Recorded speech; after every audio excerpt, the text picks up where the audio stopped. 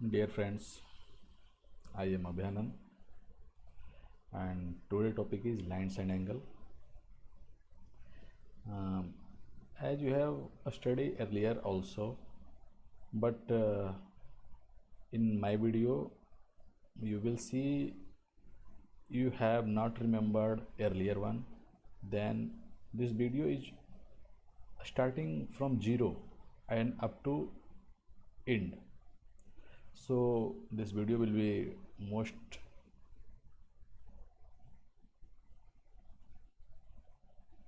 amazing and interesting too. So please watch the video carefully. Each words, each sentence is very important from all aspects, either your knowledge aspects, either your competition level aspects, either your examination, that is 10th, 9th, 11th, 12th.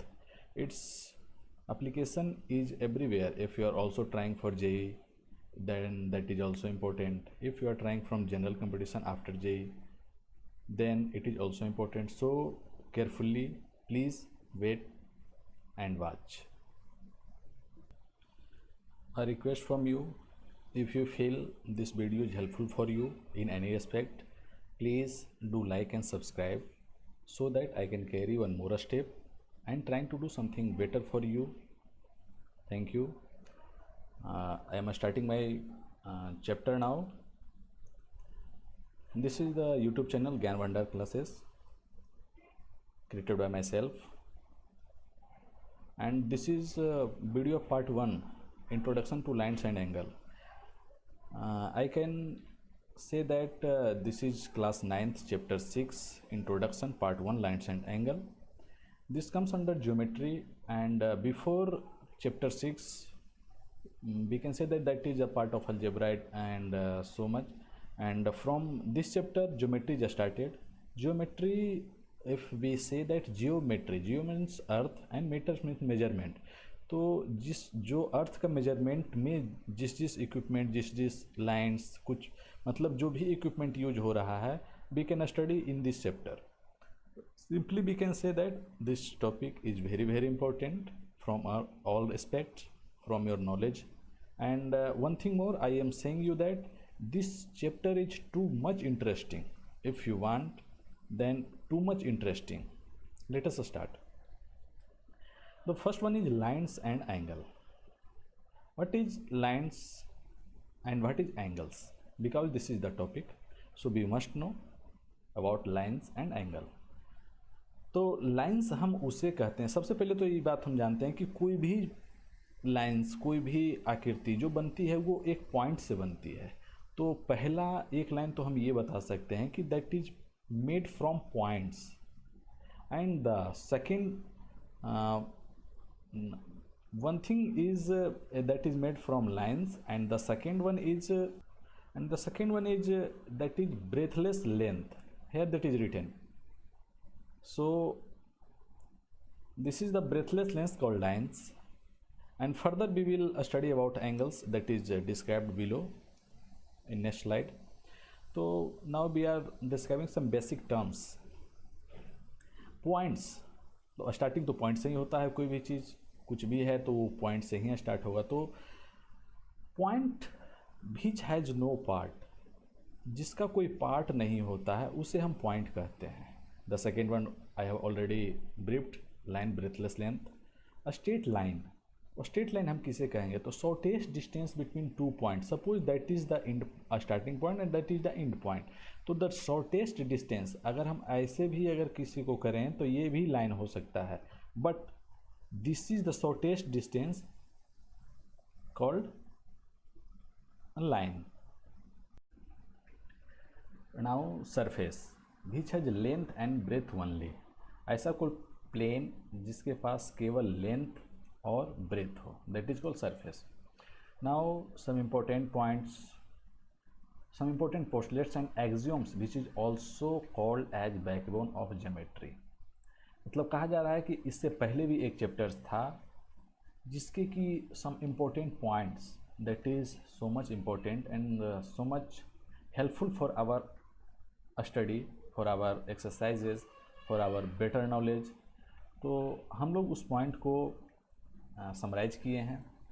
तो उसी का एक ये सब points हैं। The first one is things which are equal to the same things are equal to one another. अगर कोई things है जो आपस में बराबर है तो दूसरा भी पहले के बराबर होंगे। If equals are added the wholes are also equal. अगर दो बराबर चीज़ें हैं उसमें अगर आधा आधा इक्वल्स मतलब कहने सॉरी इक्वल्स अगर दोनों में इक्वल अगर ऐड किया जाए तो दोनों का बराबर जो होगा वो ऑल्सो इक्वल होंगे। Things which coincide with one another और also equal to one another. अगर किसी थिंग्स का एक दूसरे के ऊपर कोइंसाइड हो जाए तो वो आपस में इक्वल होंगे। Whole is greater than its part. किसी भी परिस्थिति में होल जो होंगे वो हमेशा उसके पार्ट से बड़े होंगे। Which are double of same things are equal to one another.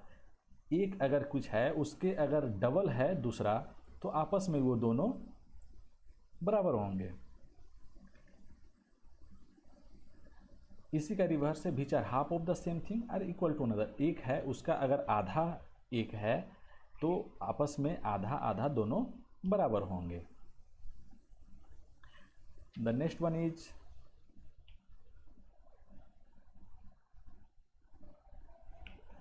इक्वलिट्स 5 पोस्टलेट्स जो पिछले चैप्टर में दिया गया है। इक्वलिट्स के पोस्टलेट्स हैं जो हम लोग अभी देखेंगे। Euclid's 5 postulates. The first one is a straight line may be drawn from any point to any other point. कहा जा रहा है कि एक स्ट्रेट लाइन किसी एक पॉइंट से किसी दूसरे पॉइंट में बनाया जा सकता है। The second one is terminated line can be produce indefinitely. एक टर्मिनेटेड एक घुमावदार लाइन को हम इनडिफिनिटली मतलब अप टू इन्फिनिटी तक हम इसे प्रोड्यूस कर सकते हैं। ये circle can be drawn with any centre and any radius. एक वृत्त जो है वो किसी भी त्रिज्या से और किसी भी सेंटर से हम लोग बना सकते हैं। All right angles are equal to one another. हर समकोण जो है वो एक दूसरे के बराबर होंगे। And the fifth one that is more important, if a straight line falling on two straight line making the interior angle on the same side of it taken together less than two right angle, then the two straight line if produced indefinitely meet on that side on which the sum of the angle is less than two right angle। Means कहा जा रहा है कि अगर कोई दो transverse line है और एक पैरेलल लाइन्स है, अगर दोनों को इंटरसेक्ट कर रहा है तो आपस में जो बनाया हुआ है को इंटीरियर एंगल जो है इंटीरियर एंगल्स होंगे सेम साइड में। वो अगर 90 डिग्री से दोनों कोण कम है तो अगर उससे हम बढ़ाया जाए उससे प्रोड्यूस किया जाए अप टू इन्फिनिटी तो वो कहीं ना कहीं जाके आपस में मिल जाएंगे। लेकिन अगर कोई राइट एंगल से ज़्यादा है दोनों इंटीरियर एंगल तो वो आगे जाके इन्फिनिटी तक नहीं मिल पाएंगे। That is the point. Now the main chapter started from here, lines and angle. यही चैप्टर है। इसके पहले तो हम लोग जो भी पढ़ रहे थे वो पीछे का समरी था, पीछे वाले चैप्टर का समरी था जो कि ऑल्सो इम्पोर्टेंट है for our better study, better knowledge and better competition level, because in competition points arise from any point and you can say that if where you don't want that question may arise, competition always asks only that point। मतलब कहने का मतलब कि अगर आपको ये लगता है कि इस पॉइंट से क्वेश्चन नहीं किया जा सकता है, ये बहुत सिंपल है या फिर बहुत हार्ड है, ये हमारे लेवल का नहीं है, तो ऑलवेज हमेशा हम लोग ये देखते हैं कि कंपटीशन में उसी लेवल का क्वेश्चन उसी पॉइंट से क्वेश्चन एराइज किया जाता है। तो be careful in every sentence, every words and every line, that is helpful for you. अब हम लोग आ रहे हैं लाइन्स एंड एंगल। तो लाइन तो हम लोग पढ़ ही चुके हैं, एंगल हम लोग आगे पढ़ेंगे। ऐसे एंगल है क्या, अगर कोई दो लाइन के बीच का जो डिस्टेंसेस होते हैं, angular distances, we can say that the angular distance between two lines और line segment that is called angles. Line हम लोग डिस्क्राइब कर चुके हैं। And the next one is line segment. A line having two end point, इसमें हम कह सकते हैं that is the end point and that one is the end point. तो ऐसा कोई लाइन, ऐसा कोई सिमेट्री जिसमें दो एंड पॉइंट हो, ऐसा कोई प्लेन फिगर जिसमें दो एंड पॉइंट हो, that is called line segment. The second one is ray. A line which has no end point, sorry, ray में है the line which has one end point.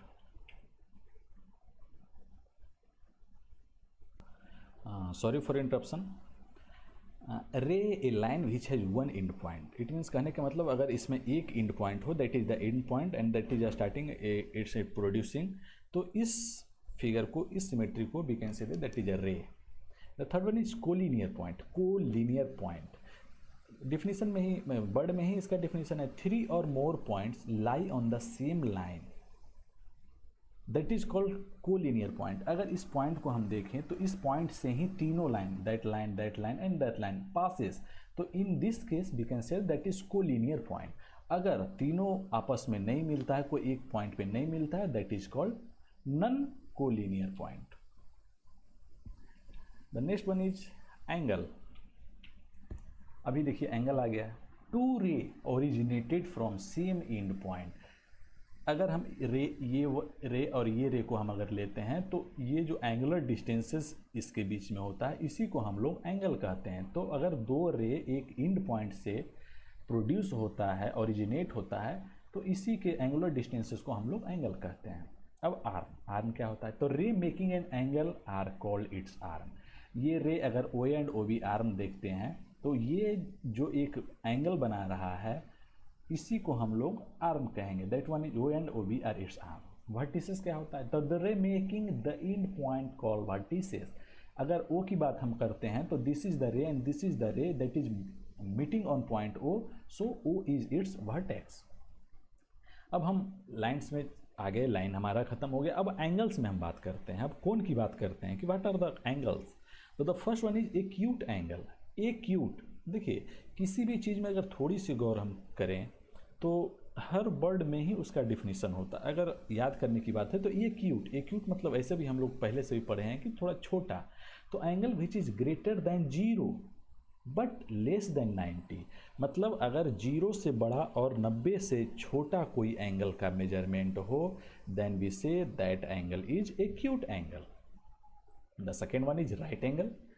तो right मतलब जानते हैं सम, right angle sum कोण. तो ऐसा कोई मेजरमेंट, ऐसा कोई एंगल का मेजरमेंट जिसका मेजर 90 डिग्री हो, that is called right angle. The third one is obtuse angle. तो एक्यूट छोटा, ऑब्ट्यूज बड़ा. तो angle whose measurement is more than 90 degree and less than 180 degree. मतलब अगर 90 से बड़ा हो एंगल और 180 से छोटा हो, दिस इज द एंगल. 180 से छोटा हो और 90 से बड़ा हो, तो इस एंगल को हम लोग कहेंगे obtuse angle. The another one is reflex angle. अब रिफ्लेक्स एंगल क्या होता है? तो angle whose measurement is more than 180 degree and less than 360 degree. मतलब 180 इस एंगल में, sorry for the delay,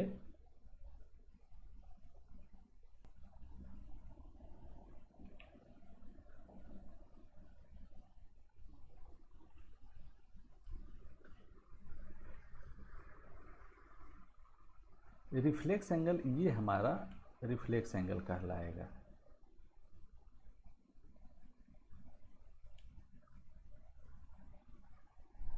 sorry,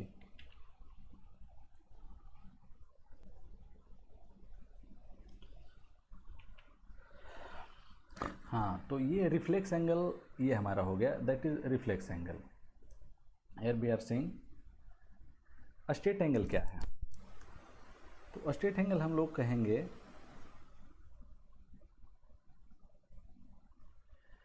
this is angle measurement. अगर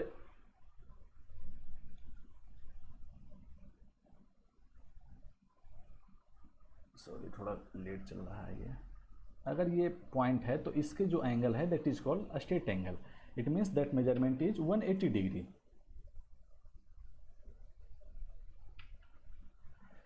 complementary angle. Complementary angle किसे कहेंगे? तो angle whose measurement is, complementary angle two angles whose sum is 90 degree. अगर कोई दो एंगल है जिस दोनों के सम के अगर 90 डिग्री है, that is called complementary angle. अगर ऐसे इससे क्वेश्चन एराइज होते हैं कि अगर एक एंगल हम 30 मान लिए तो what is just complementary angle? तो 90 - 30 that is 60 just complementary angle. The second one is supplementary angle, ये कम, कम मतलब छोटा 90 डिग्री, सप्लीमेंट्री सुपर मतलब बड़ा ज़्यादा, तो ये दैट इज 180 डिग्री। तो two angles whose sum is 180 degree. अगर कोई एक एंगल है जिसका measurement 130 degree, that is its supplementary angle, तो 180 minus 130 that is 50 is supplementary angle. Okay, up to now adjacent angle. अब एडजसेंट एंगल हम किसे कहेंगे? देखिए, कुछ नाम से ही कुछ ऐसा लगता है कि हाँ ऐसा है। तो two angles which has common vertex, ये कॉमन वर्टेक्स है, इसके एंगल के लिए भी इस एंगल के लिए ये जो है a common arms and a common arms on different side and non common arms है, sorry non common arms on different side. A non common arm है O A and O C and O B is the common arms. तो इस तरह का जो angle बन रहे हैं, angle A O B and angle C O B, that is adjacent angle, sorry the now, तो angle A O B and angle C O B are adjacent angle. Linear pair of angle, linear pair of angle हम किसे कहेंगे? If non common arms OC and OA, OC and OA, non common arms shown in, sorry इसी में है, ये दूसरे figure का है, OA and OC I shown in figure from a line, then it will called linear pair of angle. वही चीज़ है, OC एंड OA को लीनियर पेयर ऑफ एंगल कहेंगे ना। The second one is vertical opposite angle. Vertical opposite angle क्या है? तो when two line intersect each other, जैसे AC और BD लाइन अगर है, एक दोनों को इंटरसेक्ट कर रहा है, then two pair of vertical opposites angle form. कौन कौन है? AOD BOC, मतलब ये angle and, sorry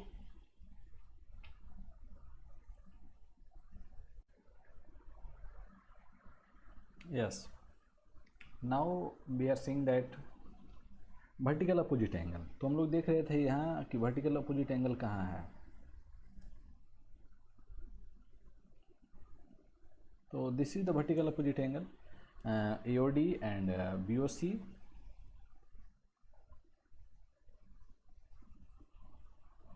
This angle and this angle is vertical opposite angle.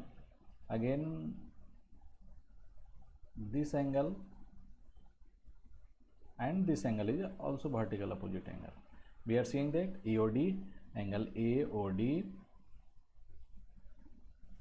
angle AOD and BOC is vertical opposite angle. DOC and BOA is also vertical opposite angle. Now the next one is intersecting line and non intersecting lines. Sorry यहाँ पे lines हो गया है, इस might mistake. intersecting line and non intersecting line. Intersecting line, it means when two lines intersect each other, that is called intersecting line। और जो भी vertical opposite angles बनते हैं वो intersecting lines में ही बनते हैं। non intersecting line कहने का मतलब कि आपस में अगर दोनों लाइन्स के बीच में दूरी अगर डिस्टेंस बराबर हो, that is called non intersecting lines. The next one is parallel lines and transversal line. अब हम लोग पैरेलल लाइन और ट्रांसवर्सल लाइन किसे कहेंगे? तो when distance between two lines remain constant और we can say that they have same distance up to infinity, called parallel lines. अगर P1 P2 is the parallel line, that we can say that it's distance from here and up to infinity the distance will remain same, that is called parallel line. And line when a line intersect it called a transversal। अगर ये कोई line ये दोनों को intersect करता है, that is called transversal T1। तो ये लिखा हुआ है P1 and P2 is parallel lines and T1 is transversal line. और करस्पॉन्डिंग एंगल्स क्या होते हैं? देखिए, इसमें बहुत सारे एंगल्स है, जैसे corresponding angle, alternate interior angle, alternate exterior angle, interior angle on the same side of a transversal, इस तरह से और कुछ है। तो अगर कोई दो पैरेलल लाइंस एक ट्रांसवर्सल की कट करता है, तो इसमें 8 तरह के एंगल्स बनते हैं, 1 2 3 4 5 6 7 8, 8 तरह के एंगल्स बनते हैं। तो इसको हम अलग अलग रूप में मतलब ये बताते हैं कि हाँ that is so and so and that is so. तो करस्पॉन्डिंग एंगल्स में हम किसे किसे कहेंगे? तो angle 1 and 5 that is called corresponding angles. Same इसी प्रकार 2 and 6, 4 and 8 and 3 and 7 are called its corresponding angles, मतलब इस ये अगर दो पैरेलल लाइन और ट्रांसवर्सल है तो पहला और ये 4 और 8, 2 और 6 और 3 और 7 को हम लोग कहेंगे parallel pair of corresponding angles। Alternate interior angle किसे हम कहेंगे? तो अल्टरनेट इंटीरियर, देखिए अल्टरनेट इंटीरियर में हम एक फॉर्मूला टाइप का बनाते हैं कि अगर ये जेड फॉर्म कर रहा है, सपोज यहाँ से ऐसे गया, ये ऐसे आया और ये, तो जेड का दोनों जो कॉर्नर होगा 4 angle and 6, that is called alternate interior angle. तो इसी प्रकार इधर भी जेड का फॉर्मेशन हो रहा है तो एंगल 3 एंड एंगल 5 जो ऑल्सो अल्टरनेट इंटीरियर एंगल। और ठीक इसी के ऊपर जो कॉर्नर के जस्ट ऊपर का होगा, जैसे ये है तो इसके ऊपर का ये हो गया और इसके नीचे का ये हो गया 7, तो 1 and 7 are called alternate exterior angle and in the same way angle 2 and angle 8 are called its alternate exterior angle. Interior angle on the same side of transversal, तो सेम साइड ऑफ ट्रांसवर्सल में interior angle हम लोग क्या कहेंगे? तो angle 4 and 5 is the interior angle on the same side of transversal and angle 3 and angle 6 is the interior angle on the same side of transversal। अभी हम लोग दो एक्सियोम्स देखते हैं। तो एक्सियोम्स मतलब क्या होता है? एक्सियोम्स किसे हम कहेंगे? तो स्टेटमेंट और idea which people accepted as being true. तो एक्सियोम्स